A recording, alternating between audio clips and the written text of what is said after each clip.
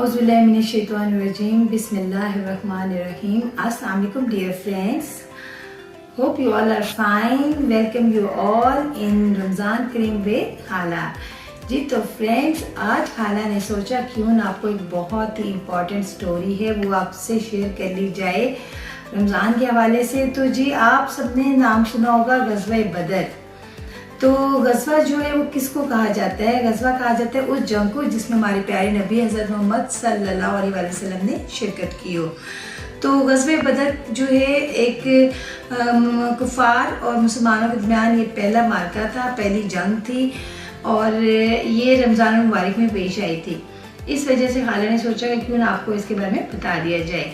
तो जो बदर है वो एक बस्ती का नाम है जो कि मदीना से तकरीबन 125 किलोमीटर के डिस्टेंस पे वाक़ है और ये जंग वहीं पे पेश आई थी, इसलिए इसको जंग बदर का नाम दिया जाता है। तो ऐसा है कि जैसा कि आप सब जानते हैं कि हमारे प्यारे नबी हज़रत मोहम्मद सल्लल्लाहु अलैहि वसल्लम मक्का से हिजरत करके मदीना तशरीफ़ लाए। तो कुछ आराम व सुकून से रहने लगे, लेकिन काफिरों को मुसलमानों का आराम व सुकून पसंद ना था। वो उनको वक्तन फ़वक्तन तंग करते रहते थे, मुसलमानों के माल मवेशियों को उनसे छीन लेते थे और काफ़ी उनको तंग करते रहते थे। हिजरत के दूसरे साल हज़रत मोहम्मद सल्लल्लाहु अलैहि वसल्लम ने एक दस्ता जो था दुश्मन की नकलो हरकत पे नज़र रखने के लिए भेजा। उस दस्ते को ये था कि काफिरों से जंग की इजाज़त ना थी, लेकिन उनका क्या हुआ कि सामना हो गया एक वहाँ पे उनके काफिरों के दुश्मनों के काफिले से सामना हो गया और उनकी आपस में हो गई जंग। और उस जंग में काफिरों के बड़ा सरदार था उमर बिन हज़ी, वो मारा गया। अब जी कुरैश मक्का जो थे वो तो बहुत हुए गुस्सा, उन्होंने इस अपने सरदार का बदला लेने के लिए बहुत बड़ी जंग की तैयारी शुरू कर दी। उन्हीं दिनों कुरैश मक्का का एक तजारती काफिला जो है वो शाम से वापस आ रहा था और उन्होंने इरादा कर रखा था कि इस तजारती काफिले का जो मुनाफा है वो मुसलमानों के खिलाफ जंग पे लगाया जाएगा। और उस तजारती काफिले में 1000 ऊँट थे और उस पर तकरीबन 50,000 दिनार जो थे उनका मालियत का सामान था।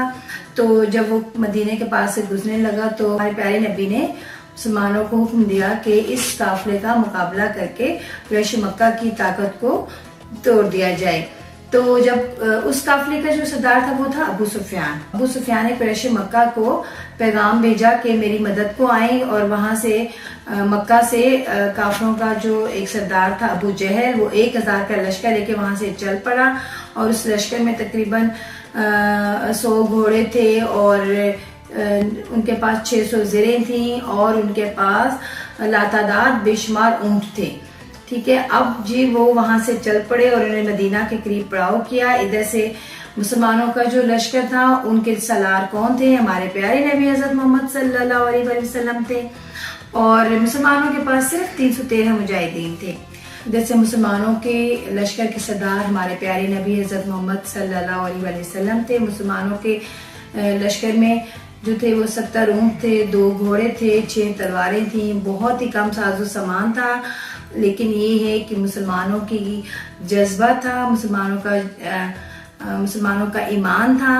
और ये जो थे मुसलमान भी जाके जो मुसलमानों का लश्कर था ये भी बदर के करीब जाके उन्होंने भी पड़ाव किया।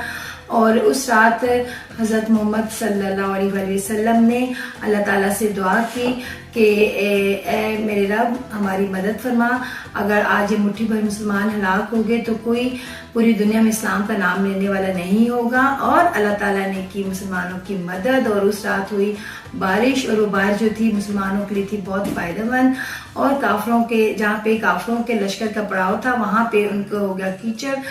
तो अल्लाह ताला ने पहले उनकी मदद फरमाई। और इधर मैंने आपको बताया, जैसे कि मैंने आपको बताया कि 313 मुजाहिदीन थे मुसलमानों के लश्कर में और उनके पास 1000 काफिरों का लश्कर था और उनके पास जंगी साजो सामान भी खूब था।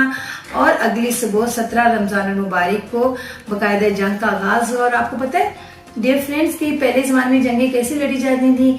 जंगें जो थी वो 1 by 1 लड़ी जाती थी, यानी कि पहले काफिरों के 3 लोग आए और वहां से काफिरों के लश्कर में से उत्बा, शिबा और वलीद जो था ये तीनों आए। और मुसलमानों के लश्कर में से हजरत अली, हजरत उबैद और हजरत हमजा जो थे वो मुकाबले के लिए निकले।